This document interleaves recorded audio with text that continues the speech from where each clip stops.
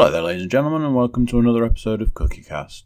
Today on Cookiecast, we've got one of our, what I like to call an old-fashioned talkie, but what we've aptly named Bullshit Cast. So this is Bullshit Cast 2. Lots of chat and nonsense going on. I'm sure there'll be some very informative stuff in there. So, give this a listen, see what you think to this. This is BScast number 2.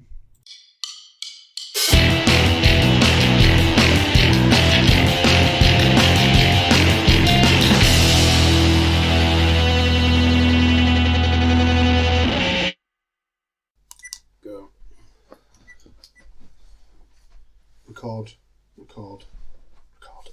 I was listening, like I said, I've been listening to a lot of podcasts. Today, you're always learning, Stuart. Today is like in the gym and all this, that and the other. And I listened to a lot of Kevin Smith. I've completely forgotten what I was just going to say. You said you were listening to a lot of podcasts recently. It was something about starting the recording. But no, it has well and truly gone. So we were talking earlier about podcasts and stuff like that. What are they all wrestling? Well, yeah. Apart from obviously this motherfucking podcast. And Yorkshire's number one NFL podcast. And can't see the forest for the seas. No, I'm just blowing smoke up Paul's ass here. But yeah, genuinely, I listen to the things I'm interested in. So is there a whole one that you do listen to or would choose to listen to, or just a football-based one? I've looked for one. There's been them done in the past. Mm-hmm. I don't think there are any current ones. Right, okay. So it's not a case of I wouldn't listen to it.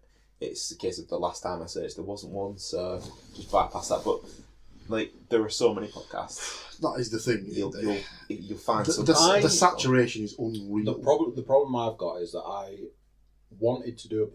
So for about 18 months before I actually started, and I've been into podcasts for about 5 years. Well, for a time, we were the only people we could go to, especially at work, about podcasts. Obviously, I had you because of the wrestling ones. Yeah. That. So I'd say to like even when we started this podcast, people would look at you like you've got two heads when you're like, "John, come do a podcast." Hey? Then you'd have to have the conversation. What the hell's that? What's a podcast?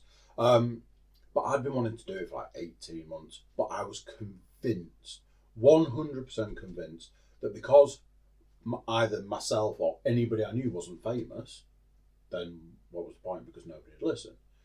So I ended up I read Scroobius Pip's book, which I didn't review overly high because it was just basically a transcript of a lot of his podcasts. So I've listened to the podcast. I don't need to read.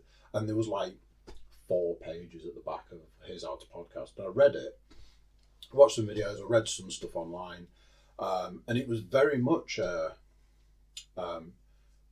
here's the top 10 things to not do. Number 1, if you decide I want to make big money, so I best start my own podcast, you're doing it wrong. So podcasting makes no money whatsoever. Well, I was going to say, I'd seen that Robert Frank 615. And he'd done a video where he was saying, on YouTube, the most money he ever made from being a YouTuber was $900. He got a $900 check from YouTube for something. That's the most he ever made from doing just purely that. Me not knowing much about it all, I still find that insane that people can genuinely do that as a job, but yet there's not that much money then involved in it. He gave up what by the sounds of what he sort of says, he gave up what appeared to be a very well paid job. But from what I've seen, people I follow a guy on YouTube called Alex Steele. Shout out to Alex Steele. He makes things. He's a blacksmith. Makes knives and swords. And at the moment, he's setting up a and his surname is Steele. That's amazing. Steele. And he's setting up a workshop in Montana. Previously from Norwich. Or Norfolk or something. What, so he's emigrating? And has moved to Montana. And he's still setting up the workshop Nice. at the moment. And basically it's, you start doing something that you love to the point like especially this week, I've been like, I think I'm just about to tip over into podcasting as much as I'm working. I think yesterday, was it yesterday or the day before, I did 7 hours of podcasting related stuff. I did 2 podcasts back to back. Then I did yesterday. You don't think it's Tuesday? I mean, this is it. I don't It's know Friday's brains. It's Friday's brains. I don't know what day it is right now. But I did It's Thursday. I did 7 hours because I think I'd finished like the code and stuff at 1:20 in the morning. We've done back to back. That was Tuesday because you texted me. So all that, I worked 8 hours 10 that day. Yeah, the best thing about that was the fact that we were just sat at work and I got a thing that came through on the communicator system at work and it was like, guess what time I went to bed last night? 3. It was like, close. Try 20 past 2. I was like, oh really? I think at that point I was still watching The American Office. So we were working. Different levels of importance at that time. Pissing about watching the TV. That's the thing at the minute, I just can't. I don't feel tired until the wee hours of the morning. I mean, I go in phases. Like there'll be phases where I'll be sat there at 7 o'clock in the evening. And then, no surprises, can't sleep when I go to bed. Do you know what will sort that out? Get yourself a corner sofa. If you've not got one downstairs, get yourself a corner. We have a corner sofa, and it's like the corner is the black hole. It, like if me or the missus get sat in the corner, game over. And do you know what, to top that off? Because like we play a few games together, but nothing too serious. Stick a Lego game on. Don't matter where you sat then. There's been nights where we have fallen asleep at about 9:30. With a controller in our hand because Lego's been we enjoy playing it together, but Lego games just seem to tip. But it is that thing, you know, you've been at work for Yeah. you know, anywhere between 7 and 9 hours. I do at various points in time. Mm. You're doing whatever else. I mean, there's points where I'm sat there like, oh my god, I'm so tired. Oh god, I really should go to bed. 11:30, best get to the gym then. And I'm like dragging myself out the door to go and get ready to go to the gym. You know, life's that weird sort of. You just got to fit things in where you can. You got to fit things in how you can. Like I say, with like, I'll be like finishing doing something podcast related and then walking. Like, click, right? That's working. Cool. Best go and get changed to go to the gym. So I've got this whole thing about the gym now that I can't go. You know, normal times. I've got to go in the middle of the night when there's no one there. That'll make it a bit easier though. Well, easier that there's nobody there, but then harder the fact that you're absolutely dying for tiredness. You can't believe how angry it makes me when I come round the roundabout and I'm like, is there somebody at the gym? It's 11:30 at night. What? Oh no, I'm in. Right. You've also got to bear in mind though that there's people who will be members of that gym that don't have standard 9 to 5 jobs. So there'll be people that go to that gym and probably work at McDonald's over the road. There's a guy that turns up at just before 1 o'clock. Like when I'm there, if I'm there at that time, he turns up just before 1 o'clock in the morning, and that's like his time. So I presume he either finishes work at like 12:30 and walks from 20 minutes away, or he finishes at like 1:45 and walks over or whatever. See, I'd like to think there's like somewhere out there. There's people that are so ingrained in the routine now that they work shifts, but they go to the gym as their wake up thing. So like they'll go to the gym at 3 in the morning, do an hour, and then start their job at 4:30. Probably is. I watched a video of you see them all the time. I'm going to eat and train like The Rock for a day. So this guy's like, I'm going to do it. Gets up at 4 in the morning. He's like, right, I'm going to eat my first meal of the day. Do this, that, and blah, blah, blah. Go for a 50-minute run. All this. Right, I need to go to the gym. Jumps in the car, drives to the gym, and he's like, my gym doesn't open at this time of the day. So now I'm currently looking for somewhere that is open. I'm doing steps in the car park. I found somewhere. Oh God, I don't have any weight. I'll just lift the car. I found somewhere that's 24 hours. Right, I've joined them. We're off there. So gets there, goes, does the workout, and a number of videos that you've seen, like, I'm gonna eat is the key, and work out like the Rock. And I don't care how many times you have to work out a day. It's every single person, like, it's the eating, and the number of people that are throwing up by 3 o'clock in the afternoon, because like. Just I noticed that the levels are they're really quiet. Say stuff again. They do look low. I don't know if it's just because you were sat back in the chair. Maybe. They do look low. But it does seem to say that it's definitely recording something.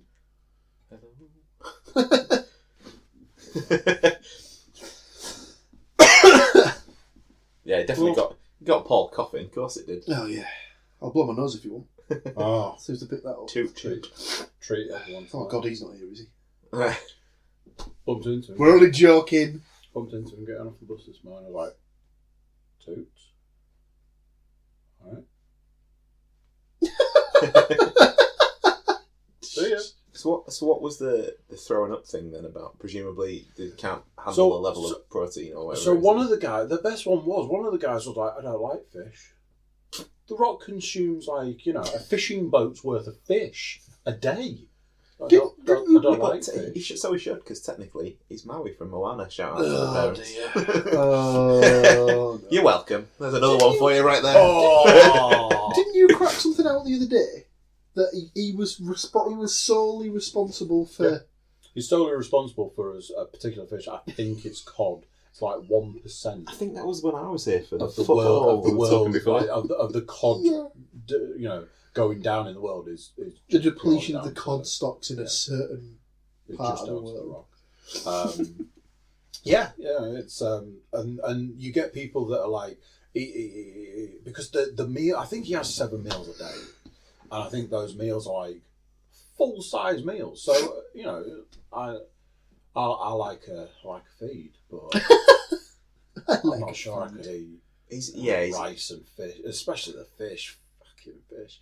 And then it's like rice, fish, and like peas or something, and just eating that. And they like, a lot of them are like, oh God, it's cold.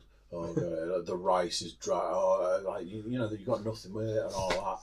One of the funniest things I ever heard about like diet related stuff was when Wayne Rooney was complaining once. I'd rather. What? Wayne Rooney? Was this when he gets drunk and comes So into the public? it was a case of, he said that was your boy got that one. It was something along the lines of, when you think it's all glamour of being a footballer, trust me, when you sat trying to force down tuna pasta at 9 o'clock in the morning, it's not the greatest feeling in the world. And some guy just immediately, like quick as a flash, came back on Twitter and said, for 325 grand a week, mate, I'd be sat there eating dog shit. I'm not sure that I'd go down on the nutrition list And for it's the just football it's club. just like, but sure, like First I know world it's just like how can he be so like blasé there? I mean, like, just have a brain in your head, mate, and just think about what you're saying. Shrek.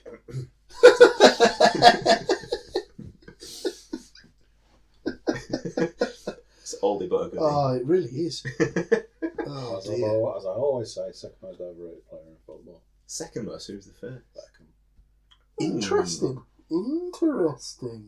I never saw either of them. I never saw anything in either of them. Like, best player to ever grace the game. You, my friend, need to watch Jordan Henderson, captain of England side. That is overrated right there. Oh, come on, lads. Let's not play the overrated game. Overrated, After all, underrated. I have seen an awful lot of games with Middlesbrough. Is this turning into some kind of weird overrated top trumps game now? Ooh. Bill Burr does overrated, underrated, and did it for years on his podcast, and then it sort of died off. And then, like, you'll get people write in that try and bring it back. So, like, just real quick, can I get your opinion on this? overrated, underrated, and he's like there's been a couple of weeks where he'll do it for a couple of weeks and then it just dies off again. But speaking of football, speaking of overrated, underrated, on a well-known football podcast, there was a talk about the Hartlepool United away day or whatever you want to call it. Oh yeah. And since I brought it up again, I'm like, almost definitely should do it. Oh, the corporate box day. Almost definitely should do it. I thought for a second you were going to say they tweeted you to ask if you wanted to go. Well, what were you asking for people? What were you showing me earlier? Right, so The Twitter. during the other recording, I don't look because I'm someone getting a on bit Twitter responded. Jesus Christ. Responded to a tweet you had put out earlier, which was, so your original tweet was, oh damn it. It was More deleted. more podcasts coming your way, and today it's the NFL podcast. I sit down with co-host Paul JW 1986 and Stats Mistress to review Week 20 of the 2018-19 season and preview the upcoming Super Bowl. a multitude which- of hashtags. Pickswise NFL, who having a quick look, have got 3,503 followers. Ooh. What do they do? Are they just a Twitter account? Or are The they... future of free betting tips, NFL predictions, odds, and expert picks at the palm of your hand. 21 plus only. Please gamble responsibly. That is incredible. That So they're a betting website. Then. Sounds like it. but it sounds like that it's a bot almost. Like Almost, yeah. But they've actually responded in coherent. Yeah, English. so they've responded to that tweet with perfect looking forward to it. What are your initial thoughts on that big call? So they mean the Saints game. The Saints game, I'd imagine. There wasn't really any controversy in the Patriots-Chiefs game. Apart from the fact that nobody wanted that to happen. Oh, God, absolutely not. But, yeah, It's not so controversy, that's it's what I just- was trying to show you, just because it popped up and I was like, But I'm like, I do the two. I do the Facebook, I do the Twitter. There's an Instagram account, but I don't know how. So this is me and my limited knowledge of I'm on. I've never got my head around Insta-twat. The so. social medias. So every time I release a podcast, which this week I admit there's been a lot, and the week's not over yet.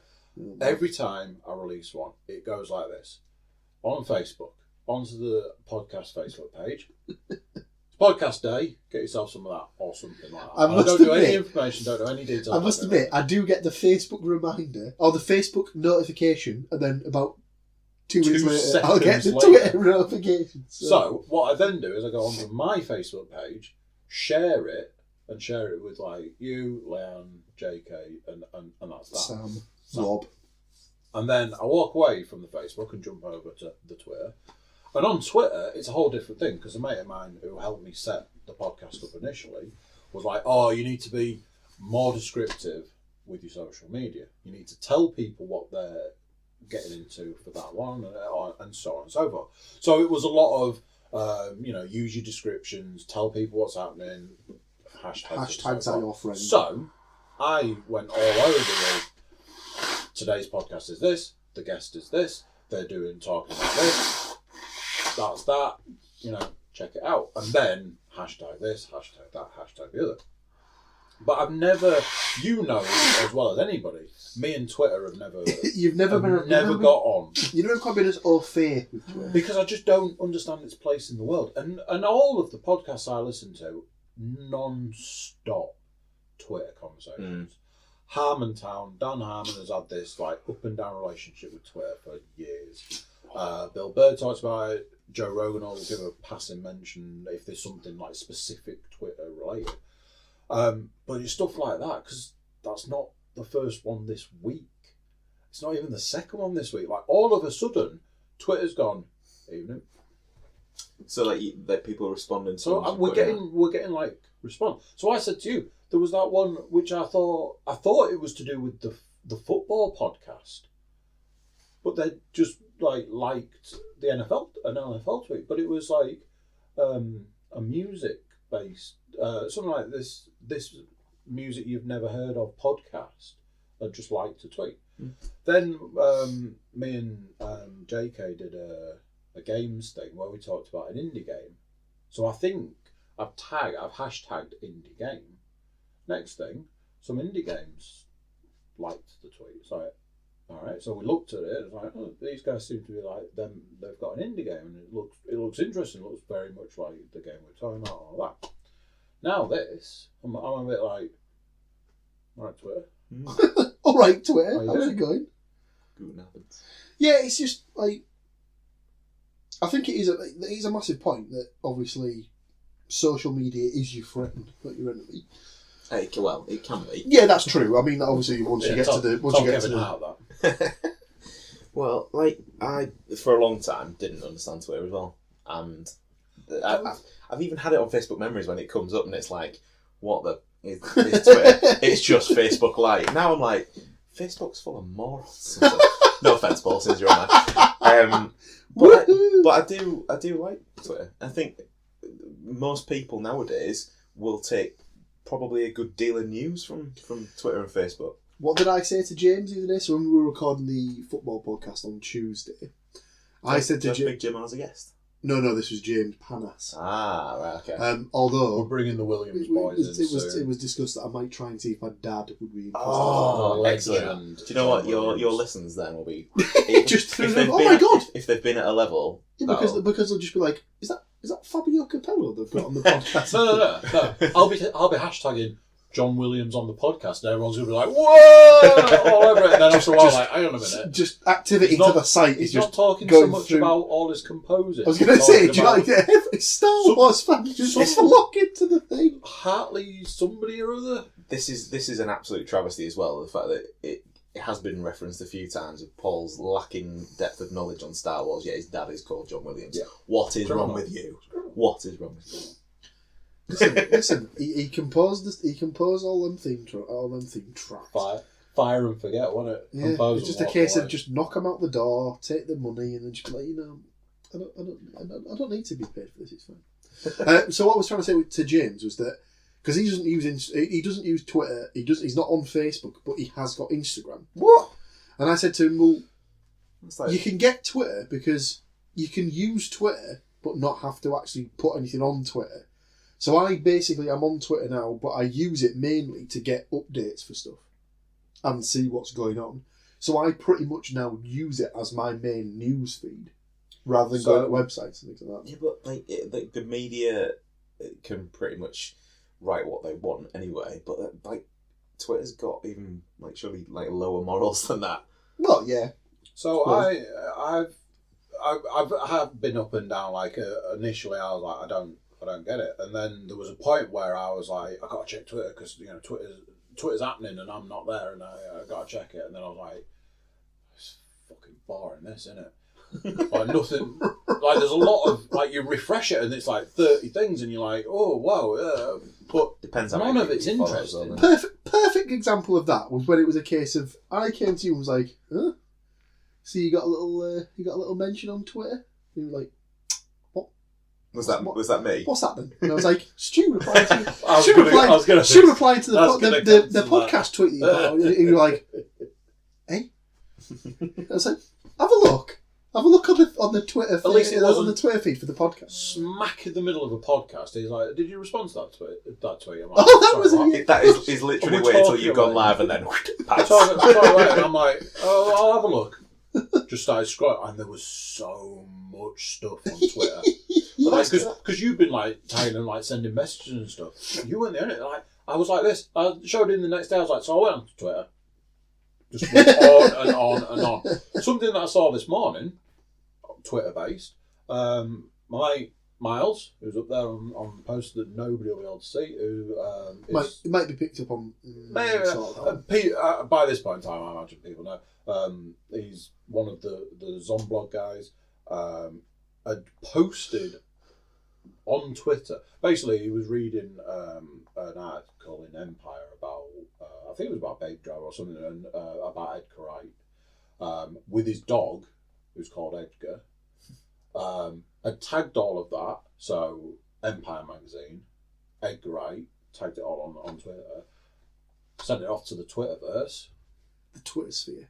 Gets a little message back. Is his name really Edgar? From Edgar Wright. It's like, Interesting. And then the conversation. I don't think it's the first time he's had a message. Yeah, that's the thing. I am yet to get like a famous retweet or anything like that. Well, however, I was just about to Go come to this. So I saw something that a certain someone had put on Twitter this week. Hello. He has been followed by an actual wrestler. And that, Mr. Williams, is the second actual wrestler. And it's a wrestler who is fit ass. She's really, really attractive. Well, besides the point of that... And she's a good wrestler. And I was just about to say, and she is a good wrestler too. And Paul's just obviously speaking with his penis from the first part of that. The other wrestler that follows me and has followed me for some time, no idea why, is none other than WWE Hall of Famer Rikishi.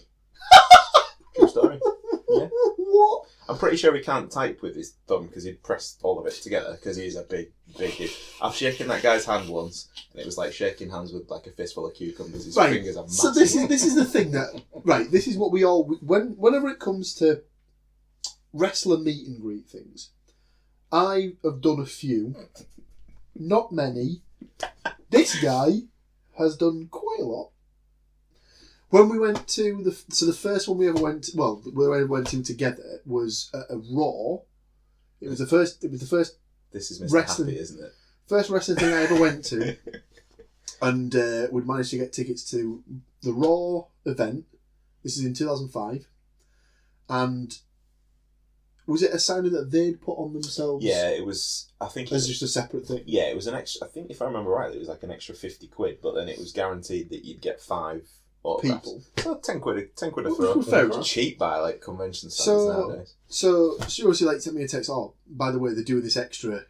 We'd have to get there about 2 hours before the event. Is that okay? I was like, yeah, go for it. Because at this point, I was just game for anything. Because it was like my first. Do you remember we had Izzy with us as well? Yeah, Shout I out was to going Izzy. to say shout out to Izzy. I've not spoken to her in about 10 years. Lovely girl. So we got tickets to this. So we went to the Raw. Obviously went to the signing beforehand, and just sort of as a bit of a throwaway comment at the time, it almost like sounded like Stuart said to me, "Oh, by the way, if you get a chance, shake their hands because it's a bit of a weird experience." I was like, that makes me sound like a right fucking weirdo. but it was Just but like, it was shake their hand. but it was true. Not like that. It Not was like that. true, and it is weird because what I'd never really picked like. What he's getting to is he's shaking hands with technically a serial killer. Is where There this was is going. that. There was that as well. Chris Benoit. But it wasn't that. It was the fact of you don't. You don't suppose any of his powers transferred to Oh my god! no. And then not Obviously, just because of under how 10 pissed off he gets just when he under takes 10 steroids. just under 10 years later, I was in New Orleans and going. had the some urge for bloodlust. Has anyone seen The Ultimate Warrior recently? Playing the wrong game there. wasn't Cheers, he? thanks. Back in 5. Going back to, did you want to add anything else? What I was just going to say, it's that thing of you see these people on your TV for years, and you think, God, they just look like a regular person. And then you see them in real life and like, And they're like that big on the Yeah. holy shit, they're absolutely fucking massive. So one of the guys who was on the 5 was Kane. Kane is a big motherfucker. Well, he's 6'7". I think is he 7 foot? Nah, he'll be billed 7 foot. He was on they're always a good couple of. But he was on inches he was out. on one of the last Austin podcasts before he'd gone for his little hiatus thing, and I'm sure he said he's a legit 7 footer, or if he's not, he's like 6. The thing that amuses me, and 11 or I'd something actually like that. completely forgotten about this, and I'm like, I'm probably going to get this completely wrong, but I keep mentioning this video I watched last night. It's just a random video of like funny moments and stuff, but it's the fact that like Kane in a suit, Yeah. Corporate Kane. and he's having like a conversation with someone, not a proper conversation. He's like shouting at somebody and stuff, but Kane in a suit, and I'm like, oh my god, I completely forgot that he'd like gone down that route. Oh yeah, Yeah. Corporate Kane. But then, like, to bring it back to, 2 things actually. Firstly, about Paul saying that we've been to the meet and greets. Nothing made me like laugh as much as when we met Mickey James in Grimsby, of all places. You know, Grimsby, place to be on Friday night. And I was like, go on, Paul, because we paid for the, like, it was only something like an extra £7 or something for the meet and greet. As sort of stuff goes, that was the cheapest one. And it was we've ever done. Part of the promotion was being run by her husband, so she was over. She wasn't with WWE at the time. Mickie James is my all-time favourite women's wrestler, so I was like, right, bang on. Excuse the expression. And Paul had the opportunity to have his picture taken with all these different people. Mickie James being one of them. It's like, come on, you paid for it. You need to do it. And like, I've never seen him go so red. He really did not want to be there. And he was like this, didn't he? Oh, yeah. I think that picture might be in my in the side door of my car. Because I've never taken it out. That's how much it means to him. I've just never taken it out. It's just always in there. But like the other, like going back to the Twitter, like it brings it to like full circle as well, because like when I've been to stuff like this, like I generally will put my pictures on social media. You tag whoever it is that's in it, whether it's somebody famous, whether it's Paul, and if you get there's it then famous now, it then host of such podcasts. But it brings it like to another level of interactivity, whether it's just somebody that you follow, somebody that you like enjoy watching on TV, whether it's a podcast you listen to, whatever medium it is. If I'm having a picture taken or something like that, and then I put it on Twitter, and just even if you don't message them directly about it, you just tag them in the photograph, and then they respond to it. One, whoever it is that's put the picture on in the first place is going to enjoy that more because it feels like it means something more. Whether it does or not. I mean, that you say about me being followed by Tyler Hendricks this week. That was the person. I think she will probably follow a lot of people, but she won't give a toss what I'm writing on Twitter because I don't put that much on. But like, it's one of them where if they've taken the time to interact with their fans, it's a way of... It's a boost, isn't it? Yeah, it's a tiny little boost. And it's all about the pennies. Yeah. So you are now 33% more likely to pay slightly over the odds for something that person might have a stake in.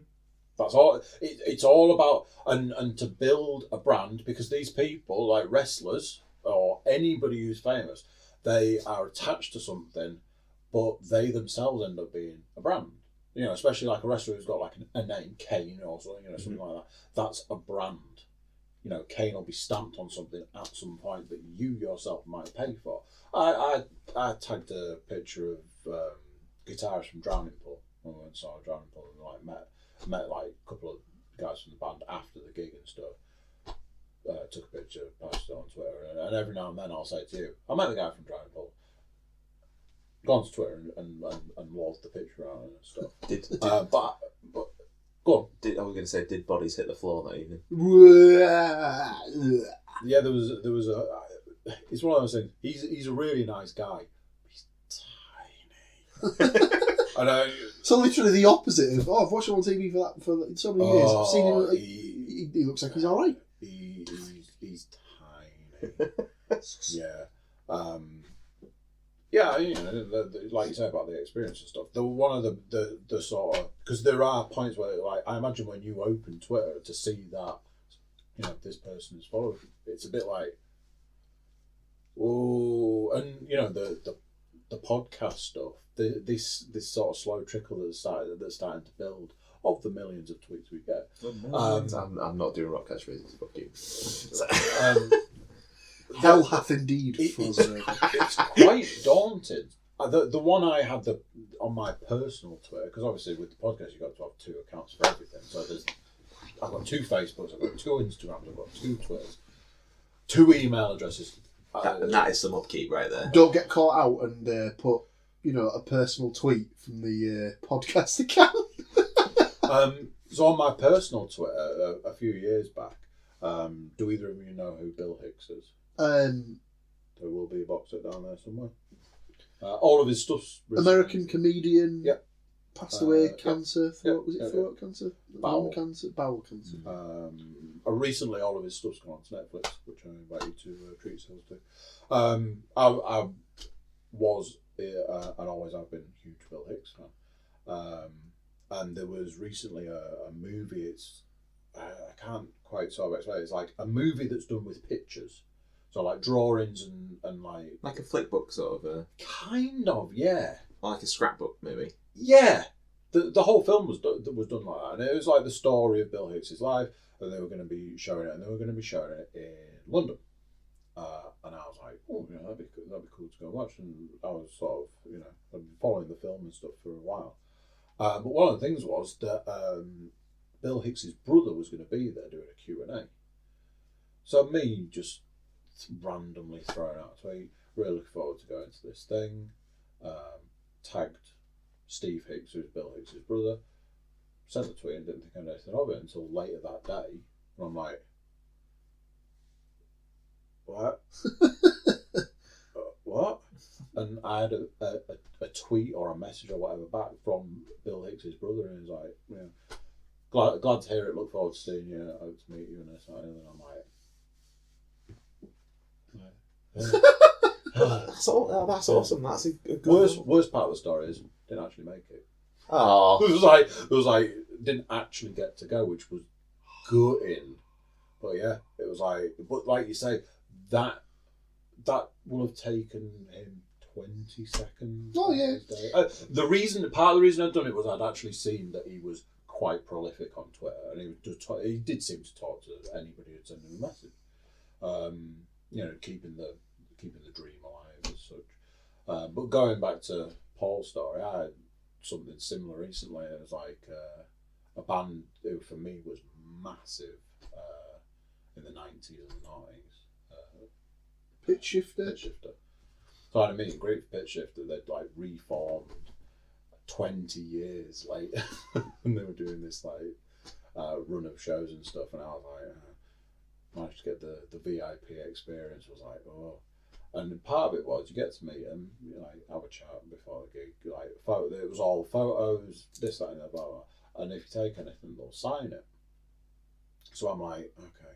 And we got signed posters anyway, and that was all part of the package, and got bits and bobs and t-shirts and all sorts. But it did say if you bring anything, they'll sign it. So I'm like, So I've taken my favourite CD. But got there and then was too afraid to actually ask. So I'm stood there. Andrew. I've got a Sharpie in one hand, I've got a CD in the other hand, and I'm like,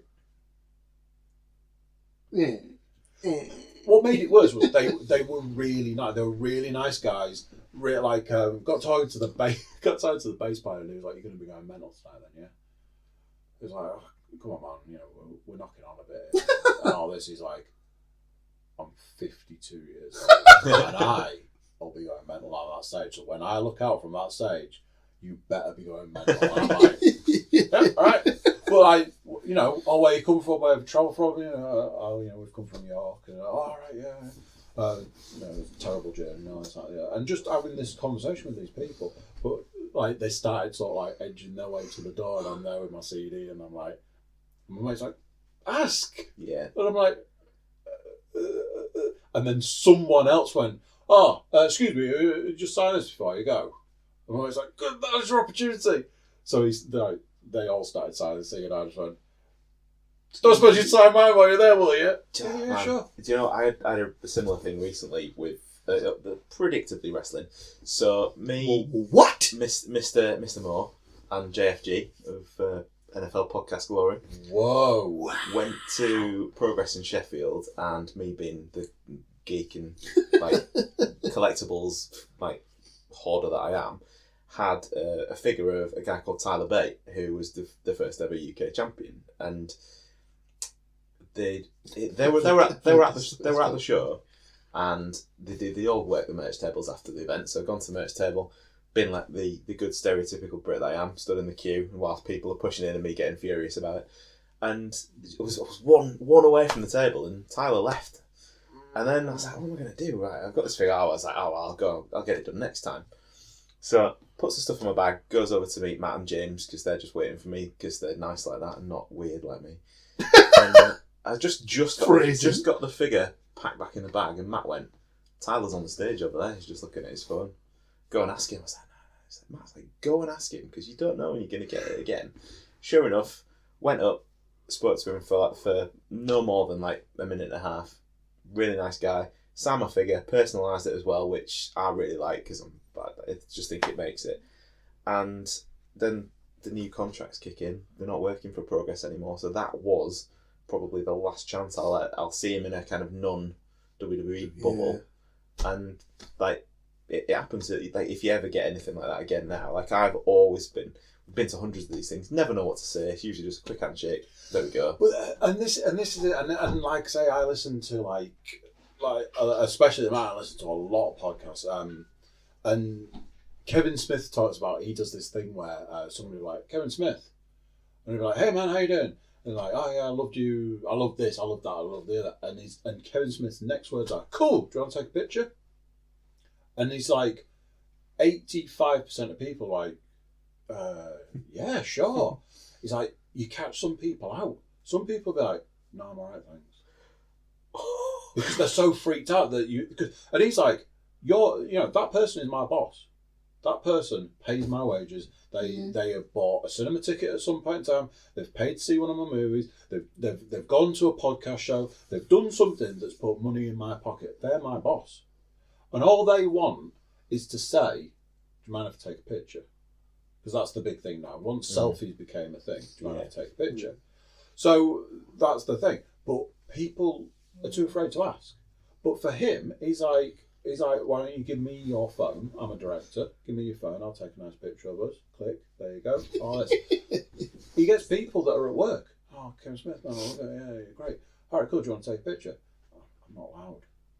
He's like, what do you mean? Like, I'm at work and it's like a policy. Like American work policies are weird as hell. So he's like, all right, okay. Tell you what, I'm going to take a picture of you with my phone and I'm going to post it to social media. And then you can just go and get it from social media. All right then. Unreal. That is like next level. But that is 20, 30, 40 seconds. This is the thing, and it's a case of for that person, like you say, it's 30 seconds, a minute, 5 minutes tops out of their day, out of their life, whatever.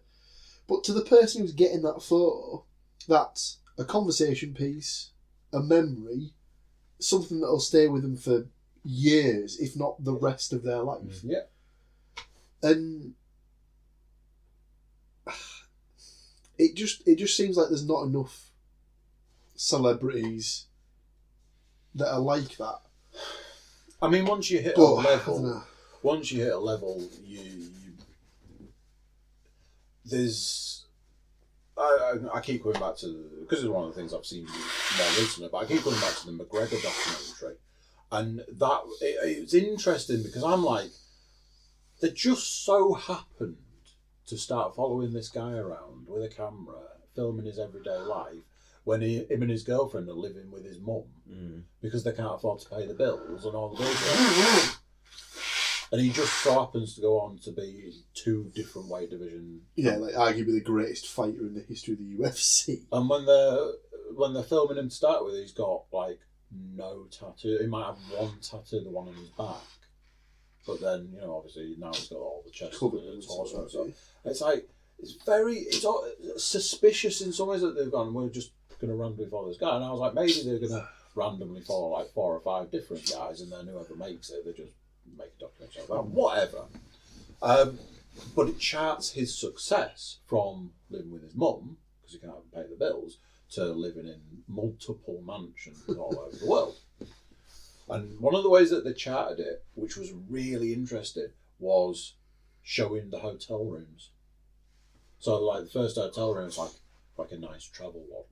And the next one's like a nicer version of a nicer hotel chain, all this. And then before the fight, before his like one of his title shots, it's like, so there's the MGM, and this is the view, and there's his and hers sinks, and here's a walk-in wardrobe, and this is like a house that's it's the size of a house, but it's like a penthouse apartment sort of thing. So that was one of the things. The other one was the way he interacted with fans, and he'd be like sat at the lights, and people would be like walking past him like, all right, mate. And they'd be like, Conor McGregor! And he'd be like, yeah, right. And he'd talk away for ages. And then, obviously, it charts like that. So, he'd like... And I'd seen a video on YouTube, I imagine, of him driving. He's like, I drive past that place every single day. And on the balcony of that flat up there, is a cut out of standee of me. I've got a bit of time today, so we've worked out which flat it is, and we're going to go and knock on the door. Wow. Incredible. Hide the cutout. All right, do you mind if I come in? So it charted it, but by the last point, he was like, "I'm really sorry, guys. You know, I gotta go and stuff." And when it's one guy in the street, good luck, I get that. Good luck for your fight. Sign this. Everyone's happy. Do well. Nice to meet you. 5 minutes is not a lot. I get that. When it's 6,000 people stopping you getting into your car, it's a different story. So you can't sign autographs for forever. One of the things was a time lapse of him signing posters and hats and t-shirts and stuff, and it was like a day. You'll know this from seeing the Cena thing. Yeah. So there's a about 5 or 6 years ago, the WWE released a John Cena Experience DVD set. And as well, you could actually see him for the whole DVD. Unbelievable. Yeah, unreal. And one of the sections in the DVD is was it WrestleMania weekend? Yeah. So it says that it's called WrestleMania weekend. There's this thing called WrestleMania Access, which, as we may have discussed, we went Have you ever been to. Have you ever been to that? Yeah, just the once. Really? Yeah. Oh. Just the once, but obviously we'll be going again. When I'm Because, 40. you can't just go to one WrestleMania. Plus, in about 10 years' time, there'll be some other wrestler that we've got, So, Hogan by then, do you reckon? Jesus Christ. If that actually happens, then it's definitely not us. It's definitely not this us, might, exactly. This might date very badly. Jesus Christ. 10 years' time, and we're sat in an actual studio. I thought you were going to say sell with, then. with all the awards on the wall and stuff, can we podcast incriminate here and ourselves? stuff, and somebody's trawling through the podcast going, I'm sure they said something about this 10 years ago. So, get Kevin Hart. See, this is, Yeah, pretty much. And that's exactly what happened to James Gunn, the director of James Guardians Gunn, of the Galaxy. Kevin Hart, it's all out there in the world. Eventually, somebody's going to get it. Yeah. So the Cena thing. So it's WrestleMania weekend, Mhm. and as a preparation thing for Access. One of the posters that they sell on the merch stand. Yeah, it might have been that. Yeah, it was 8 by 10s. Yeah. Something like that. So it's like basically pictures of John Cena that he has hand signed. Okay. So you And can they pay give- like $250 to meet him for 30 seconds, or you can buy a hand signed poster for about $25. Yeah. Is the difference. So he says, right, they've set aside the amount of ones they want signing. Let's get cracking. And you just basically look, and the camera then pans round, and it's just 10 All the way tables filled. And he must have... Did he sign 10,000 or something like that? But in all of this, the only movement he's got is his signature. Somebody else is So what they do is they bring the stacks That's what like they do. this Yep. to him, and he basically just does this. That's what they did with the Conor McGregor one. They had them lined up, so that it must be like 10, all lined up one on top of each other, and somebody basically does this. Yep. Yeah.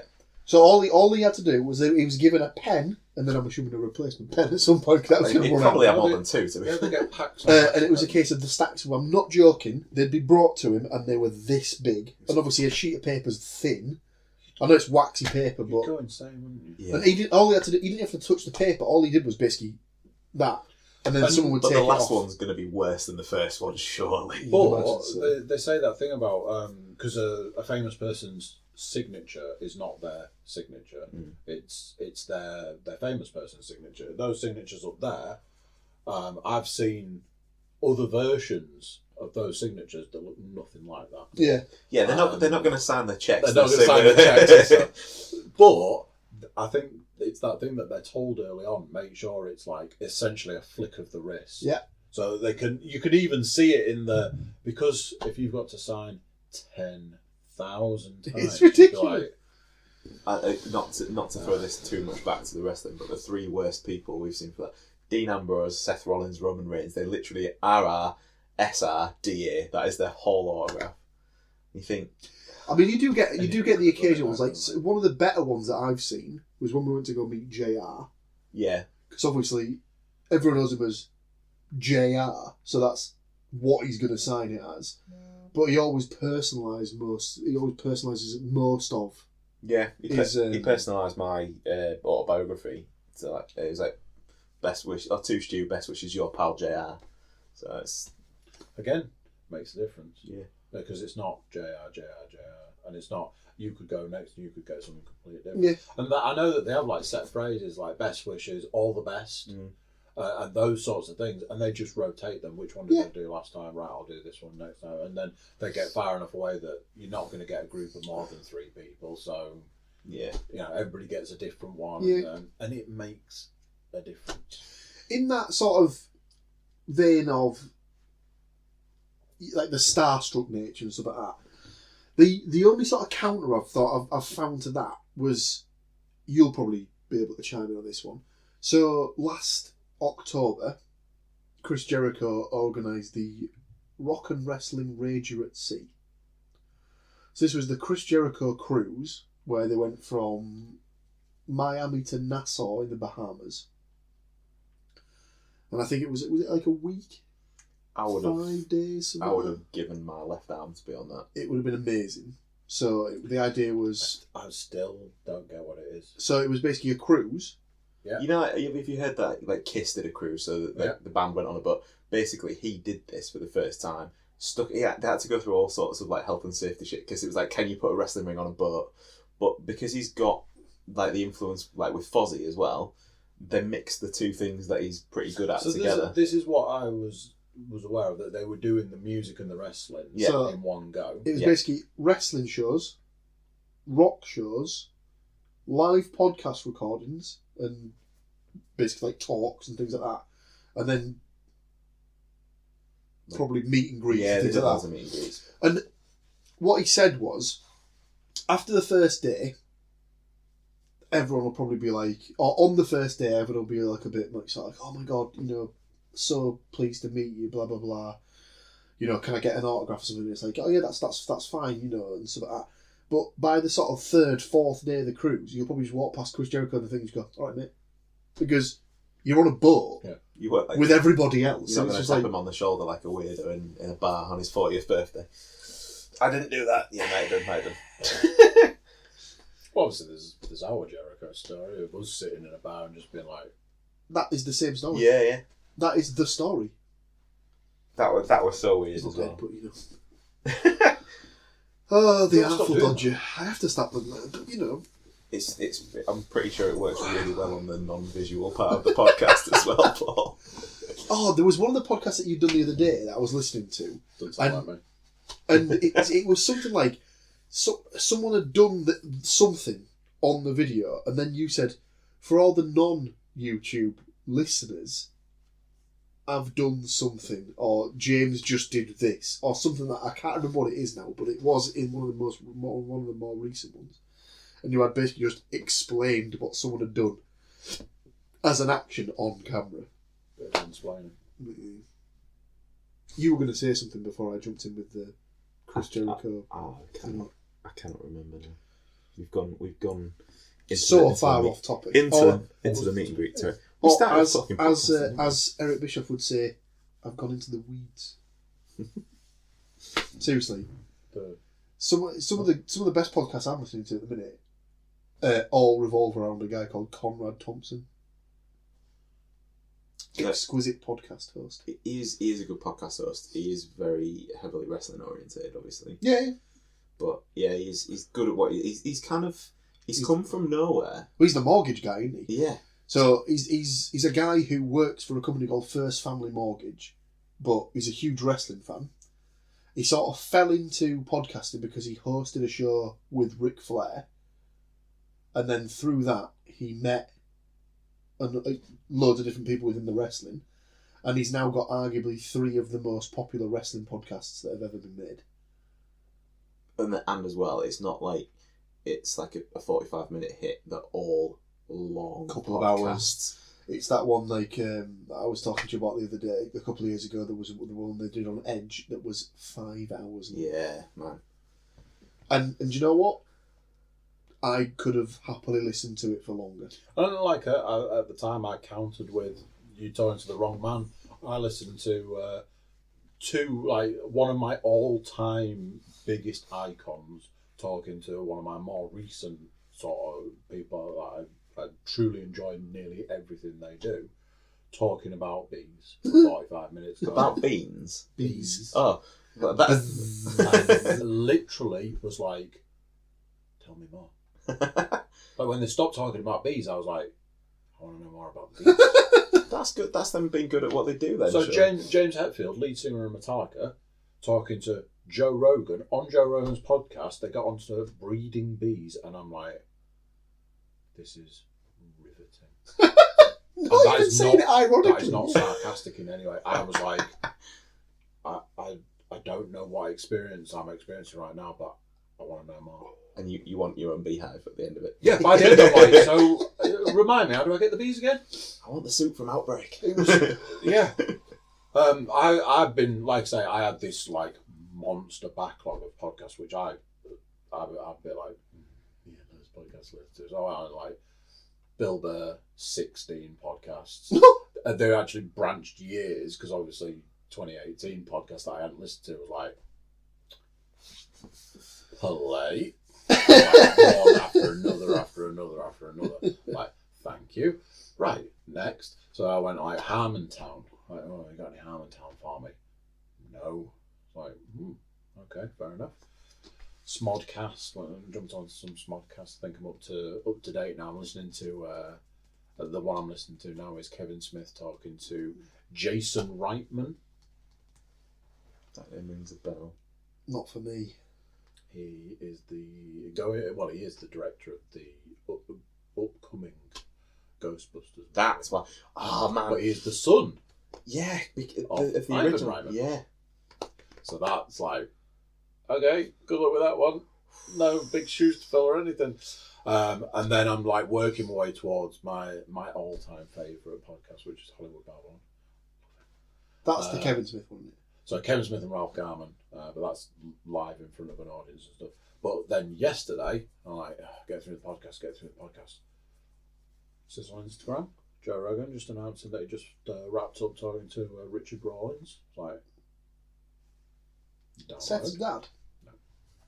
No. Rawlins, not Rollins. Who's Richard Rawlins? He owns Gas Monkey Garage from the TV show Fast and Loud. He's You're in the same boat as me.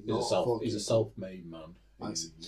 With the help of the Discovery Channel, obviously. but then that's self-made as much as he's been given lots of money. Yeah, that's one thing I was going to say about the podcasting thing, about people like doing it. Like, presumably with the podcasting that you do it because you either genuinely enjoy doing it, and like you're putting out content. And like, if people can do that and then do that for a living, that's like, how can anybody ever say anything like bad about that? Because so there's a difference. Unfortunately, there is a difference between doing it because you love it and doing it for a living. Not to keep going on, but Kevin Smith says if you can get 1,000 people to pay you to do what you love, you'll never work a day in your life. And that's the dream. The dream is that at some point in time, somebody goes, "Oh, this podcast is good. We'd pay for this." But that's the thing. It's the wrong way. I think the idea would be that the potential for this would be that the right people would pick it up through whatever channel and would say, "Oh, quite like his voice. He seems to be quite, what's the word I'm looking for? Engaging and interesting to listen to. We own a radio station. I wonder if we could maybe trial him with this or something like that." Yeah, but I mean, podcasting's the successor to radio. The issue with radio is it's one shot and it's done. Whereas podcasting is anytime, anywhere. On-demand audio. Yes. On-demand audio and stuff, so you can just listen to it at your leisure. So podcasting is that next stage. And I always remind myself and keep reminding myself that, this isn't about... I attempted to do it as cheaply as possible. My aim was to not spend a penny. And that's not going to the toilet. That was... I was like, I'm not going to spend any money. I think that lasted 2 weeks. 1, 2, 3, 4. So there was a couple of cameras. There may be a laptop. So checking on Amazon before we start. You bought a laptop and then you bought a computer to upload the podcast on. Yeah, it went from I'm going to spend no money to I'm going to spend as little as possible to obviously we can't do it for free. But I think one of the points around it is that it's not like we sit going. So that would be amazing. What have we been up to today then? Should we like do that as the next one and upload Silence 25 minutes of us just going? Had some cheese on toast for tea the other night. But I added herbs. I think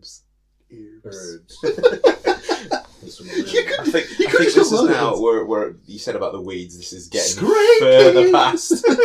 I believe we have reached the bottom of the barrel. Oh, yeah, we're tasting wood. You speak for yourself, Williams. My point with that is that it's not like we ever sit down and go, so what have you been up to in the last week then? Not a lot. You? Not much. I have not once come to record a podcast and felt the content was forced in any way. More recently, I've had a lot of people refer back to the original ones, and the original ones were, what do you know about podcasting? What do you do for fun? What are your hobbies? This, Like that. introductions. It was an introduction to people that were going to be featured. Yeah. The one that's driving me up the wall at the moment is, Tom, you coming to do a podcast tonight? Oh no, I've got 8 million things to do that don't involve podcasting. It's like, all right, okay. And then I go off and have conversations with other people, and they're like, when's Tom coming back on the podcast? Because he's really good on the podcast.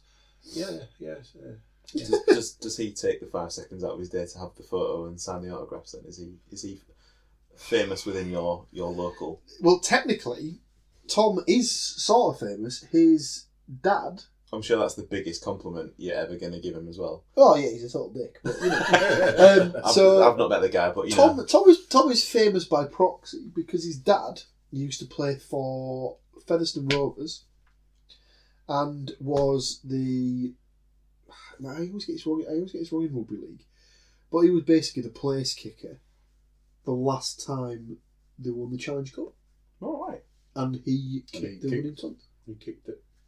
That's pretty cool. That is a legitimate claim to fame. Yeah. Steve Quinn, his dad was named. Yeah, well, legitimate famous person. I'd go so far as to say he's potentially the most legitimate famous person that I know. It was when you realise just how big something is. I'd had a conversation with Rob, and was like, I didn't know that Tom's dad was like famous. Big name. And obviously, when somebody like you guys know about wrestling, it's like somebody was like, who's this Stone Cold guy? You can tell. And Rob was like, on it, famous, and just rattled off like his entire career. And I was like, that's Rob's passion, isn't it? Rugby leagues that's his thing. He loves the rugby. Is this the guy who has the York Knights? York Knights. Yeah. Yeah, he loves the York Knights. But so if you've been asked about Tom coming back on, this works like Beetlejuice, right? We all say his name each. That's 3 times. And then he's got no option. Or Candyman. Obviously, like I say, I've not met the guy, so I definitely did not mean to compare him to Beetlejuice or Candyman. So no offence, Tom. You should treat yourself. It is a joy. Well, he'll obviously be on the podcast night out, Christmas party, office party, whatever it is. Well, you say that we've got a situation coming up. We've got 2 situations coming up very soon. Anniversary, 1 year anniversary of the 1 year podcast. anniversary is closing in fast, very fast, in fact. Something else that's coming up that I realised the other day, and we will be skirting it like right now. Nearly at the 100th episode. Wow! I was like, because obviously it's like I get various different. They're called analytics for the various different things. So iTunes, SoundCloud, YouTube, they've all got them. Some are better than others. Ironically, iTunes analytics are terrible. It says analytics beta. It's been a beta for the entire time I've been doing this. Never got any better. I don't use it anymore. YouTube, on the other hand, their analytics like, do you want to know what colour pants that person was wearing? We can tell you. And I'm like, I'm good though. It's just let me know how many people are watching. Yeah, That's not helping anybody with a Big Brother complex. Is it? SoundCloud as well. The SoundCloud's like, somebody listened to your podcast recently. All right, okay. And then at other times it'll be like, 2 people listened to your podcast recently. It's like, well, that's interesting. That's 2 more than none. And then the next day it's like, 116 people have listened to your podcast in the last 24 hours. And I'm like, what? Like, how as me as not knowing anything about this, like, how does that work then? Does that, like, do you get like a notification on your phone, or does you get an email? Or? I was saying about Twitter when there was a point where I was like, I have to look at Twitter.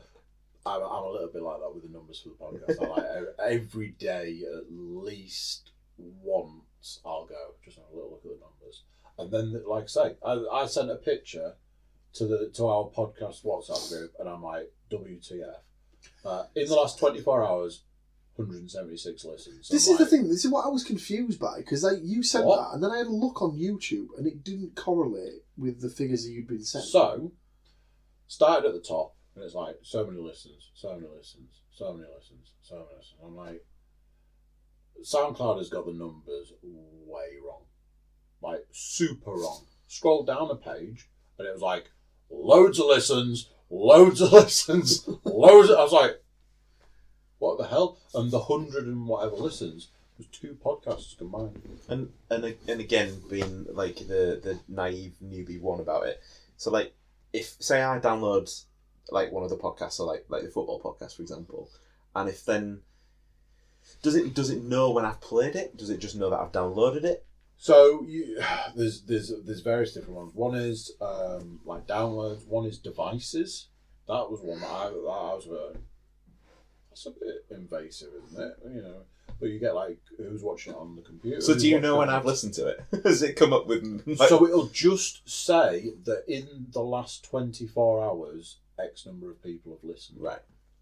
So when you go on, it's like 2 people listened in the last 24 hours, and then you get in the last 7 days. So, you know, your hope is that the 7-day one's a lot bigger because it's.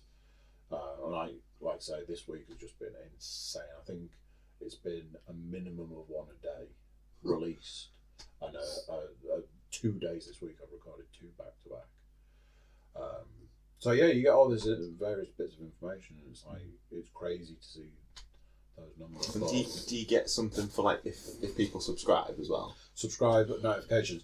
The problem with subscribe notifications is you can subscribe to something and just be a subscriber. Yeah.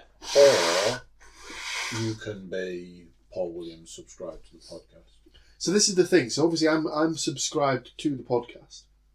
You've got some ego, Williams.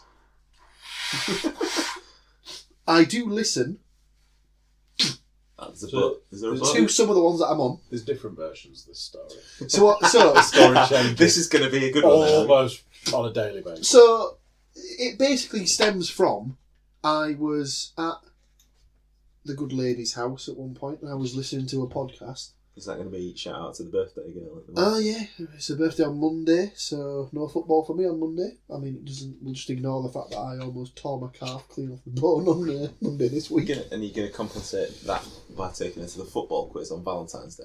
No, she won't be coming.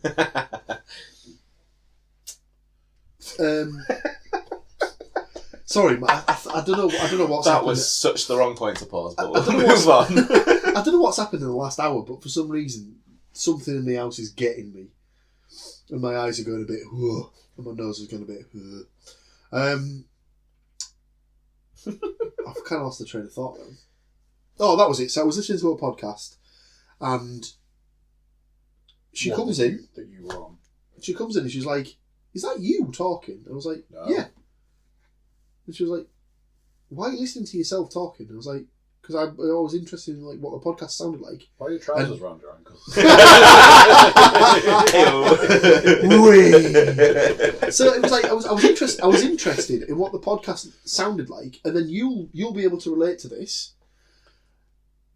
And then I was listening to it, and I got interested. I just carried on listening to it. I am the wrong man. I've told a story about this recently, I'm the wrong man to ask about this. You can't see the Forest for the Tees podcast. Not this week. I think it was last week's. Because sometimes the worst possible thing, like I've got a podcast record time at the same time I've got a podcast release time. So I'm supposed to do the social media. So 2 minutes into a podcast that I'm like, right, so here we are, and we're off to it. My phone will vibrate, and I'm like, oh, what's this? Pull it out. It's like, don't forget to do this, and don't forget to do that, and don't forget to do that. Best thing is you can schedule all your podcasts to release themselves. Brilliant. That is a new thing as well. That is in literally one of them. Not going to spoil it, but one of them has been in the last 4 weeks. The other one has been 2 months. So a very recent thing, and it's a massive saver. But I do the social media. So I'm like, welcome to the latest podcast. So I'm doing that. So there's often times that things are quite rushed. So I'm like, right, I've got to do that, I've got to pull out there, I've got to do that. So now that we've got multiple angles, there's a lot more of it. Because at one point I was like, move 30 seconds, change angle. Move 30 seconds, change angle. Move 30 seconds, change angle. It didn't matter who was talking or who was saying what about anything. It was just you got 30 seconds of that angle, 30 seconds of another angle. Then we changed it so that it was more about if that person's talking, you should see the person who's talking. Unfortunately for me, that involves me going, play, stop, cut, remove, change angle, play. Then there's the time that you miss it and go, damn it, rewind, play again, miss it again, rewind again, play it again, miss it again. Because that's the speed I'm at now. I'm like, I got a new mouse recently, so I can use these little buttons on the side to delete and cut things and all sorts of stuff. So I've done the football one, chop. Sent it to YouTube to upload, which is a nice to take so long. Ran out of the door to the gym. By the time I'd got back, I went straight to bed. Turned the computer off in the morning, and it just said it was uploaded. Walked away. Then it uploaded itself a couple of days later. A couple of days after that, I'm like, checking my numbers. Never did look at whether that one was any good. So I was there. Then I'd edited it. So I'd watched it from start to finish and watched it multiple times. And then so I was like, I'll just check it's all right. Just see how the angles work and how the cuts and things work. Play. So 9 minutes later, I'm like, what am I watching this podcast for? I was there and I've watched it multiple times. So yeah, I do get. We've had conversations before where I'm like, that podcast we did the other day where I started listening to it just randomly and then listen to it all. Sometimes I just get caught up in it because it's interesting. They are just interesting. Like, so the perfect example would be the latest. Well, let's say the latest, the Cookiecast that was released the other day. That one was really good. I found myself listening to it, just thinking it's actually interesting to listen to. I know I'm asking half the questions. Big-headed bastard. I'd also getting slammed for not playing computer games. Good lad. Basically. There's also... I've dallied with a Commodore 64, as I believe I quoted in that. Apart from birthday presents for your brother aside, we discussed this the other week when we was here for the beer day in York. Did you do the what's the last game you played? No, it was what was the last game you bought, and Paul came out with Skate 3 was the answer to that question, which was PS3. Because he's like new school and shit. Do you know what? I've totally lied.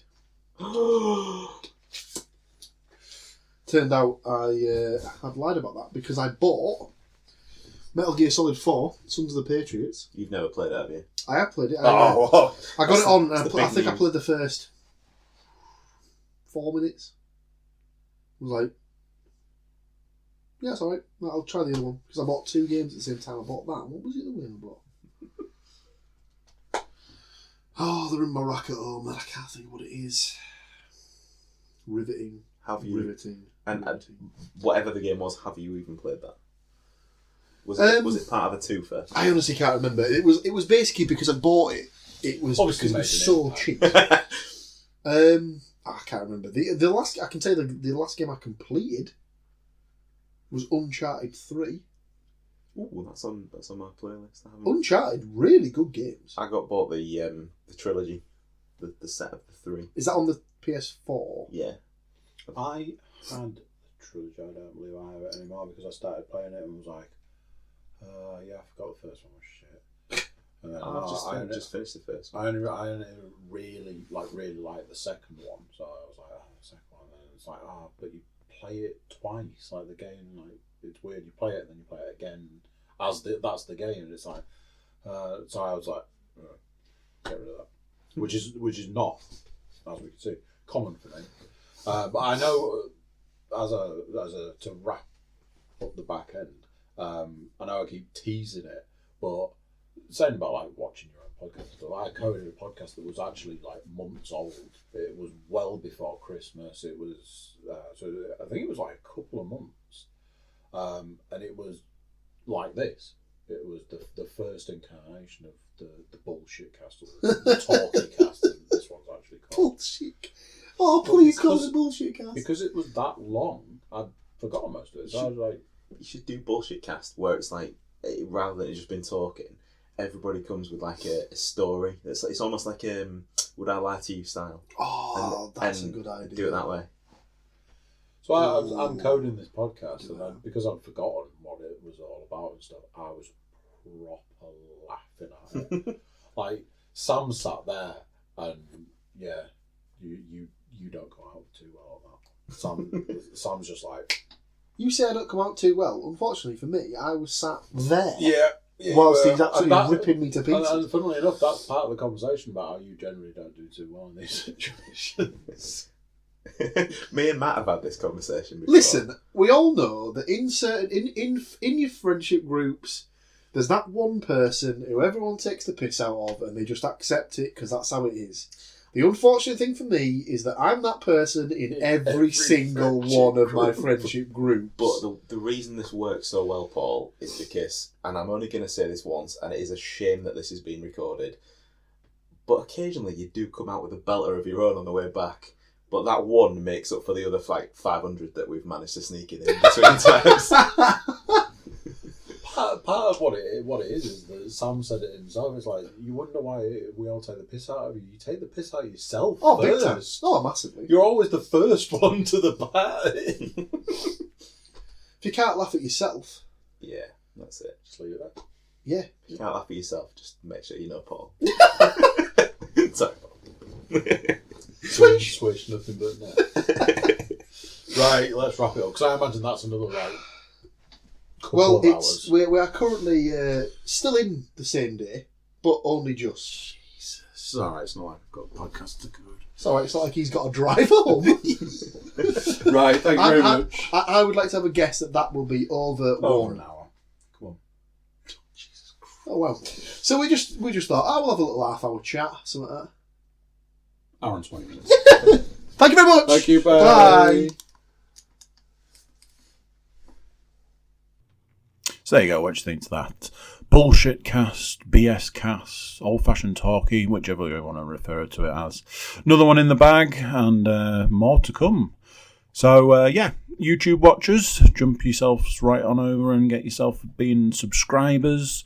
Click for notifications, do all that jazz. Leave us a comment, tell us what you're thinking. Everybody should jump over to the Cookiecast.com. Check out our social media outlets, check out the function to send us an email, and then send us an email. And yeah, check out the website. So, cool. So, that's another one in the bag, and another week gone. So, I'll see you guys next week, and until then, I'm going to say goodbye.